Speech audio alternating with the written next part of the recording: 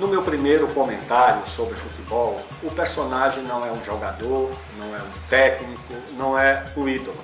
É um jornalista, um escritor, um cronista, Nelson Rodrigues. E por que Nelson Rodrigues? Primeiro porque Nelson Rodrigues foi o nosso maior, o nosso melhor cronista esportivo.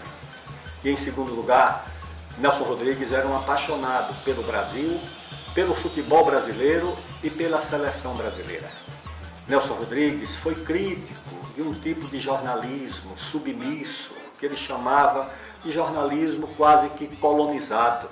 Ao comentar esse tipo de cronista e de jornalista, ele fazia a seguinte imagem, que se um jornalista britânico, se o inglês fosse a Lua, o primeiro ato dele seria incorporar a Lua ao Império Britânico, declarar a Lua como parte do Império Britânico.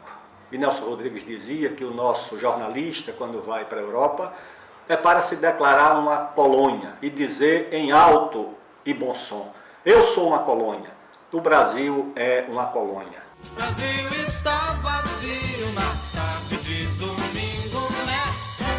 Olha o sambão, aqui é o país do futebol. A partir dessa visão crítica, ele criou várias expressões imortalizadas, como o vira-lata, que é aquele que tem complexo de inferioridade, o idiota da objetividade, que é o jornalista ou cidadão que tenta tratar as paixões do povo com uma pretensa objetividade.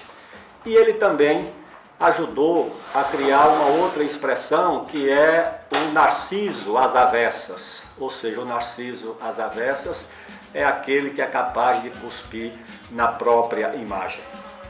Para Nelson Rodrigues, o jogador não era apenas um artista em campo, era um protagonista, um verdadeiro construtor do país. Quando nós ganhamos a Copa de 58, Nelson Rodrigues disse, Cabral descobriu o Brasil. Garrincha, Pelé, Didi, Vavá, Zagallo não apenas redescobriram o Brasil, eles reinventaram o Brasil. Era assim o Nelson Rodrigues. Todo mundo, encapelota no centro da cancha, domina Orlando, tenta dar ao Pelé, e calcanhar para Zagallo, bandeiras do Brasil desfraldadas em campo.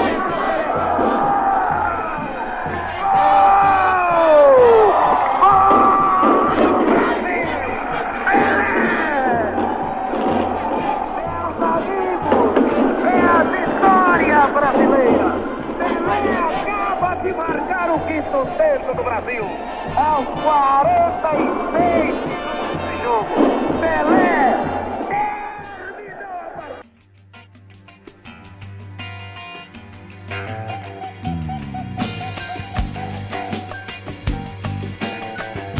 Eu vou lhe avisar, eu vou lhe avisar, eu vou lhe avisar.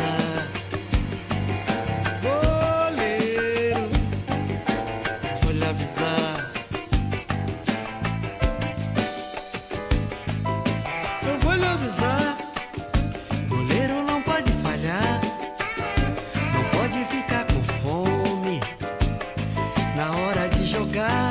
Não, não. Se não é um frango aqui, um frango ali, um frango acolá. E por isso eu quero encerrar esse comentário lendo trechos de uma das suas crônicas maravilhosas, O Escrete de Loucos. E é uma crônica datada de 1962, sobre o final da Copa do Mundo no Chile, quando o Brasil venceu a seleção da Tchecoslováquia.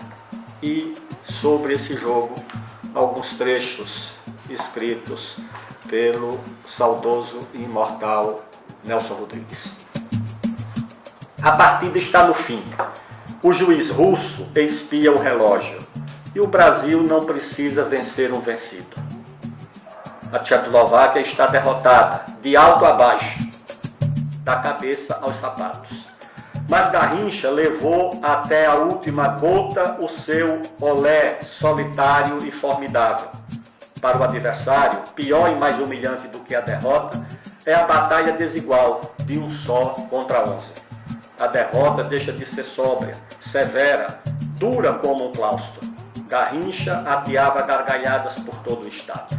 E então, os tchecos não perseguiram mais a bola. na sua desesperadora impotência, estão quietos, tão imóveis que parecem empainados. Garrincha não se mexe, é de arrepiar a cena. De um lado, uns 4 ou 5 europeus, de pele rósea como nádega de anjo. De outro lado, feio e torto, o Mané. Por fim, o marcador brasileiro, como única reação, põe as mãos nos quadris como uma briosa lavadeira. O juiz não precisava apitar. O jogo acabava ali. Garrincha arrasara a Tchecoslováquia, não deixando pedra sobre pedra. O forte do Brasil não é tanto o futebol, mas o homem. Jogado por outro homem, o mesmíssimo futebol seria um desastre. Eis o patético da questão. A Europa podia imitar o nosso jogo e nunca a nossa qualidade humana. Jamais, em toda a experiência do Chile, o tcheco ou o inglês entendeu os nossos patrícios. Para nos vencer, o alemão ou o suíço teria de passar várias encarnações aqui. Teria que nascer em Vila Isabel ou Vaz Lobo.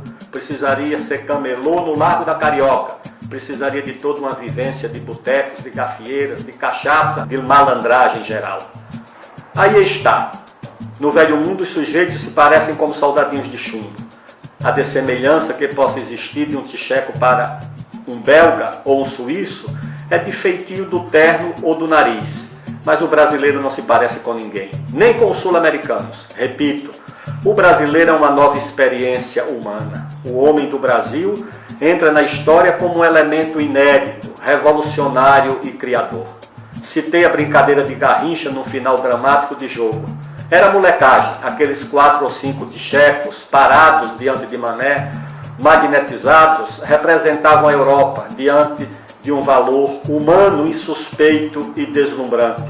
A Europa emudecia com os seus túmulos, os seus atores, os seus claustros, os seus rios.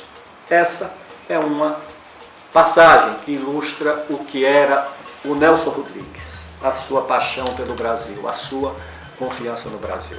Quando eu era ministro do Esporte, tive a ocasião, na celebração do aniversário da Copa do Mundo de 1962 no Chile, de prestar uma homenagem aos nossos campeões e também aos vice-campeões tchecos, convidando-os para vir ao Brasil e receber o nosso abraço pela celebração daquele grande momento do futebol brasileiro e do futebol mundial. Olhe que a seleção tcheca, vice-campeã, foi recebida com júbilo no seu país e foi sempre tratada com um carinho especial por toda a população da Tchecoslováquia. O Brasil está vazio na tarde de domingo, né?